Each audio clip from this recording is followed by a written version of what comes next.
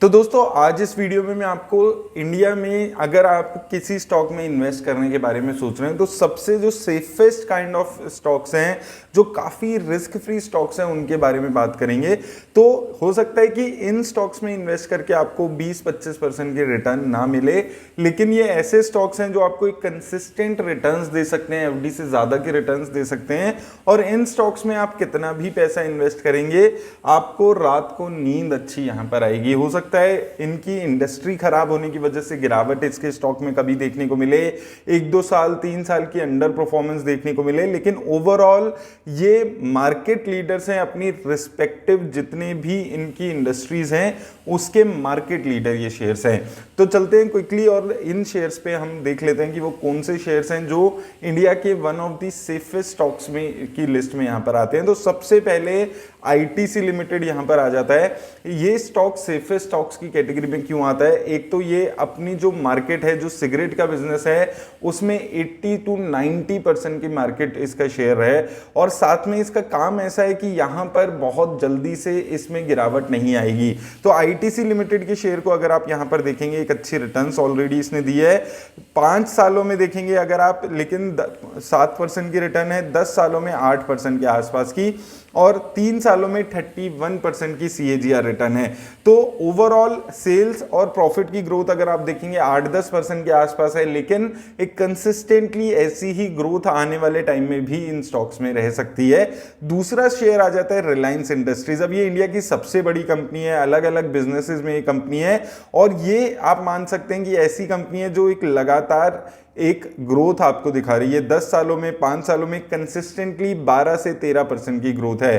Profit की growth देखें 18% की, और 10 सालों में देखें 22% की। जियो जो इसका ब्रांड है वो अपने जो सेक्टर है उसमें मार्केट लीडर है। ऑयल एंड गैस में इंडिया में ये मार्केट लीडर है। इसके अलावा रिलायंस रिटेल में भी अब धीरे धीरे ये एक मार्केट लीडर बनने की तरफ जा रहे हैं। तो ये भी एक ऐसा स्टॉक है जहां पर बहुत ज़्यादा आपको टेंशन लेने वाले स्टॉक्स में नहीं आता है ये। तीसरा आ जाता है पिडिलाइट इंडस्ट्रीज। फेविकॉल के ब्रांड से ये काम कर रहा है कंपनी, और ये इंडिया की यहाँ पर अगर हम मार्केट शेयर की बात करें तो यहाँ पर भी 90% से ज़्यादा का जो मार्केट शेयर एडेसिव्स का है वो इसके पास है। इंडिया में एडेसिव्स के नाम से हमने फेविकॉल के बारे में ही हमेशा बात की होती है। अब यहाँ पर आप देखिए मार्केट लीडर होने के साथ साथ ग्रोथ इसके शेयर में 10 सालों में देखेंगे 27% की, 5 सालों में 17% की है, और 3 साल में शेयर में 20% के आसपास की ग्रोथ है। हालांकि जो इसके प्रॉफिट अभी है वो यहाँ पर स्टेगनेंट हो रहे हैं। 3 सालों में 3% की प्रॉफिट की ग्रोथ है, और 5 सालों में 6% के आसपास की प्रॉफिट की ग्रोथ है। इसके बाद आता है पेंट सेक्टर। तो पेंट सेक्टर की लीडर कंपनी एशियन पेंट्स, तो ये भी अपनी जो सेक्टर है उसमें 60-65% का मार्केट शेयर रखती है। अगर हम इसकी ग्रोथ की बात करें, देखिए 10 सालों में 23% की ग्रोथ है, प्रॉफिट की ग्रोथ 10 सालों में 14% की, सेल्स की 13% के आसपास की ग्रोथ है। तो ये भी एक ऐसी ग्रोथ यहां पर बना के रखने वाली एक कंपनी है जो अपनी जो मार्केट के जो शेयर है उसको भी कंसिस्टेंटली बनाकर चल रही है। अब आईटी सेक्टर में अगर हम बात करें तो 2 कंपनीज हैं जिसमें काफ़ी अच्छी ग्रोथ देखने को मिलती है हमेशा से, और काफ़ी सेफ कंपनीज ये मानी जाती है इंडिया में। पहला है TCS, टाटा कंसल्टेंसी सर्विसेज, और दूसरी है इन्फोसिस। ये दोनों ही कंपनियां अगर देखेंगे कंसिस्टेंट 10-12% की प्रॉफिट की और सेल्स की ग्रोथ आपको देखने को मिलेगी। शेयर में भी 14% की CAGR से इसने 5 और 10 सालों में ग्रोथ देखने को मिली है। टाटा कंसल्टेंसी की भी सिमिलरली बात करें, आईटी सेक्टर की मेजर कंपनी है। यहां पर भी आप देखेंगे 14% की सेल्स की ग्रोथ और 12% की प्रॉफिट की ग्रोथ। स्टॉक की CAGR ग्रोथ भी 15% की 10 सालों में रही है। इसके साथ साथ बैंकिंग सेक्टर पे आ जाते हैं। तो बैंकिंग सेक्टर में सबसे पहली कंपनी है HDFC बैंक, प्राइवेट सेक्टर में सबसे बड़ी बैंक है ये, और यहां पर भी अगर आप देखेंगे तो 21% की प्रॉफिट की ग्रोथ है और 17% की सेल्स की ग्रोथ है। अगर हम स्टॉक की बात करें 18% की CAGR ग्रोथ 10 सालों में और 5 सालों में 9% की। अब बैंकिंग सेक्टर में 3 कंपनीज हैं जो मार्केट लीडर्स हैं अपने अपने रिस्पेक्टिव एरियाज में। तो इनमें से जो भी स्टॉक आपको ज्यादा बेटर लगता है आप उसमें इन्वेस्ट कर सकते हैं। दूसरा है ICICI बैंक। अब ये भी एक मार्केट लीडर बनने की कोशिश में अभी बैंक चल रहा है। अच्छे नंबर्स इसके लगातार पेश हो रहे हैं। 3 सालों में आप देखेंगे 53% की ग्रोथ, 5 सालों में देखेंगे 35% की ग्रोथ, और 10 सालों में 14% की CAGR ग्रोथ है। अगर हम प्रॉफिट की बात करें, स्टॉक की बात करें तो 10 साल और 5 साल में 20% से ज्यादा की CAGR रिटर्न्स इन स्टॉक्स ने आपको दी है।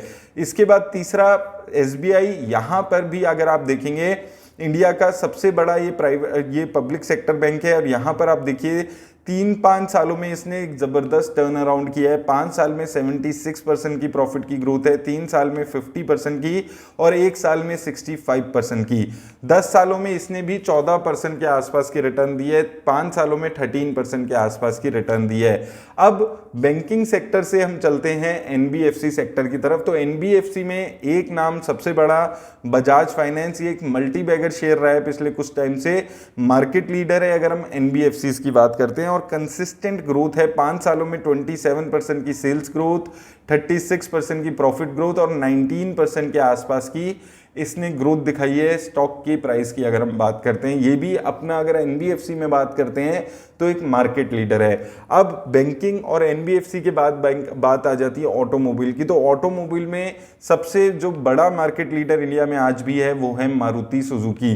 तो ये भी एक मार्केट लीडर कंपनी है। अगर आप यहां पर देखेंगे ग्रोथ 10 सालों में 1% की, हालांकि कुछ टाइम में इसकी जो ग्रोथ थी वो कम हुई थी ईवी को लेकर, तो 5 साल में अच्छा ये नहीं परफॉर्म कर पाई, लेकिन 3 साल में फिर से इसने अच्छा परफॉर्मेंस शुरू किया है। 27% की ग्रोथ इसके प्रॉफिट्स में हुई है।